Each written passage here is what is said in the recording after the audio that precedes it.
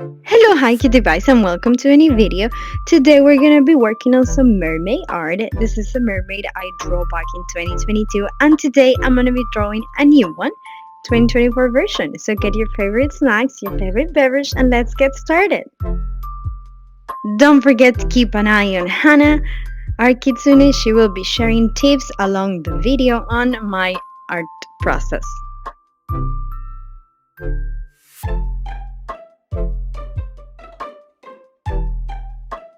This one will be divided in two parts. Today we're going to work in the first part that will include the sketching, the color palette, the liner, and the base coloring. And the next week we're going to go with the second one that should be the shading and all the details on the background.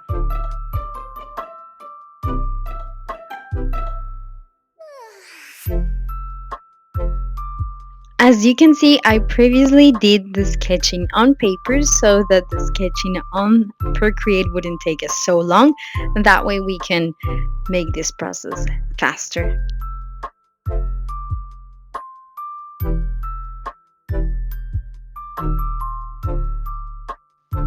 Ever since I started drawing my very own characters, I've dreamed of being able to give them a name, give them a backstory, and with that bring them to life.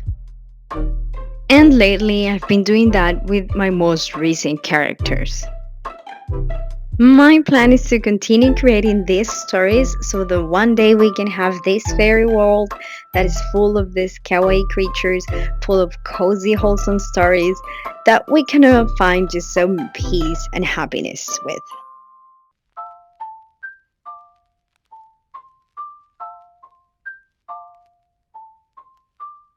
As we work on the sketch, let me tell you a little bit about this character. This is Lunai, a kawaii mermaid. She dreams with being a great writer. She likes collecting stories of several creatures under the sea and turning them into wholesome, cozy fairy tales. Every day, she likes to wake up very early. She takes her stationary kit and swims off to observe everything around her. She really loves journaling, and that's how she registers all her little stories and adventures on a daily basis. One of her favorite items is her camera that helps her capture the craziest and most unexpected moments and scenes that you can imagine. Every once in a while, she likes to venture to the surface to spend the day with the fairies and with many other animals, and she likes to take loads of photos of them. She tries not to miss a single sunset. It's one of her favorite moments of the day, mostly because of the colors and because of how magical and unique they are. Her best friend is Nis, the jellyfish. She rescued him when he was just a baby swimming alone in the vast sea. And ever since then, they have been inseparable, and they are just the best exploration team you can find. And well, that was the story of Lunai, a kawaii mermaid. I hope you enjoyed that one. I was very excited trying to write this story so that it helps bring this character to life. Do let me know in the comments if you would like me to do this for future characters that I create so that we can share all these stories. I would love to do it, so please do let me know if you enjoyed it. Also, do let me know what other characters you would like to create. If there's, for example, another kind of mermaid that you would like to see, a type of fairy, or any other magical creature, a dragon, I don't know. Of course, the options are infinite, so do let me know what other creatures we can do next. Today, I also want to invite you to join my Discord server. I'm going to leave the link in the description for those of you who are interested. You're more than welcome to join us. The idea is to have our community there where we can just stay kawaii, be cozy, have lots of fun conversations. I would be sharing also lots of my art process, and I would love to get your feedback and your opinion on many of the things I'll be working on. So please feel free to join us, and I'll see you there. Now, getting back into our drawing for today, I really wanted to participate in Mermay. It's this thing that happens every May, and it's all about mermaids, as you can imagine. Every year, I always want to join, and that mermaid I did back in 2022, I actually did it in May for Mermay. However, it's always hard for me to be prepared for it because I have many other ideas and projects going on. So, for example, last year I was not able to do it, but this year I was determined to do at least one. And after doing the Procreate tour that we did last week, which by the way, if you haven't watched it, I'm also gonna link that one so that you don't miss it. I thought it would be a really good idea to just recreate this mermaid I did 2 years ago in my current style. It's really interesting to see how everything has evolved. I do remember when I did this other mermaid, I was very happy with how the body turned out, and I was super excited with what I did with the hair. I remember thinking I wanted it to be sort of floaty, like as it is in the water, to give that feeling. And at the time, I was super happy with the result.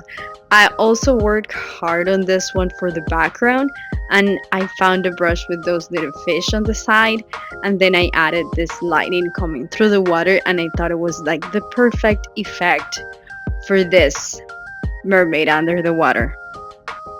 And if you're curious about a little secret, I totally did her eyes closed just because I didn't want to deal with the fact of drawing the eyes. Because the eyes are one of the things that usually takes a lot of time for me in the sketch, and then trying to find the right colors.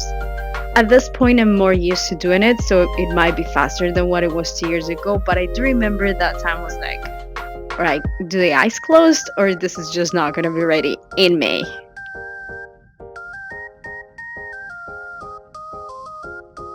I do remember in previous videos, some of you guys wanted to know how I do the liner, so I decided to include that portion in here. And I really want to talk about it just because you guys have been asking for it, so let me explain how it goes. What I did for the liner is create a new group of layers, and I use one color to do all the line. I use each layer for one object, for example, the skin, the tail, the hair, the elements in the crown. And once the layers are done, I just change the color so that they are according to the object. And here's where the magic happens. I start erasing layer by layer the specific pieces of the liner of each object that won't be visible. For example, the skin under the sleeves is not going to be visible.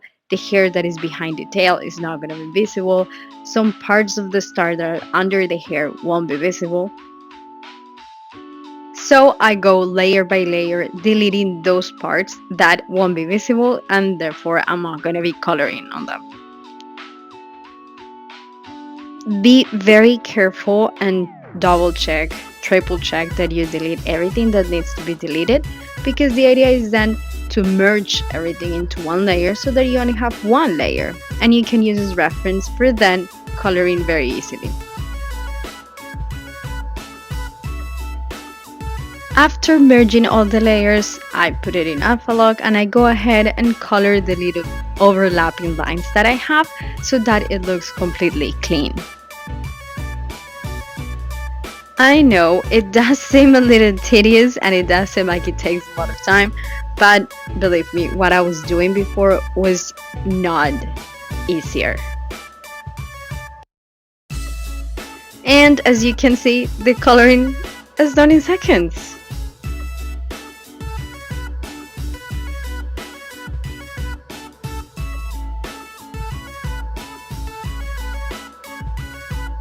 As you can see, several of the elements from the original drawing were included in this new version. I kept the same skin color, I also kept the same color for the tail, and I also wanted to do a very similar crown. This time I just did the conches a little bit more detailed with better shape. I also wanted to work harder on the hair this time. If you saw in the sketch, it was not easy because again, I wanted it to be like floaty, like how hair looks under the water. not as affected by gravity as it usually is, but it wasn't as easy to get that done. There are three main elements that I had to add to this one. First being the top of the mermaid, the second designing the eyes. I wanted eyes that would look like the ocean, like that mermaid vibe, and also that would match perfectly her skin color. And the third one is her little friend Nis that I think gives the perfect touch.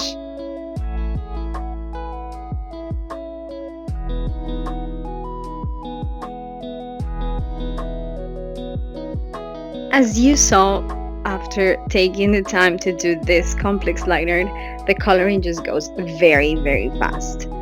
Now the shading and the details, textures would take longer, so we're gonna leave those little details for next week. I'm gonna show you how I go around and do those final details, and we're gonna see what big difference it makes, or if it just doesn't make any difference at all. So stay tuned for that second part that we're gonna have next week. I hope you don't miss that one. I will also be working on the background, which I still haven't decided how it's going to be, so we shall see how that one goes. Drawing water can get scary, so I'm not sure how I'm going to give that ocean aesthetic yet, but we're gonna see how that goes. And we have come to the end of another session. Do let me know in the comments what you think so far about Lunai. I hope you had enjoyed it. And I'll see you soon, guys. Bye. Stay kawaii.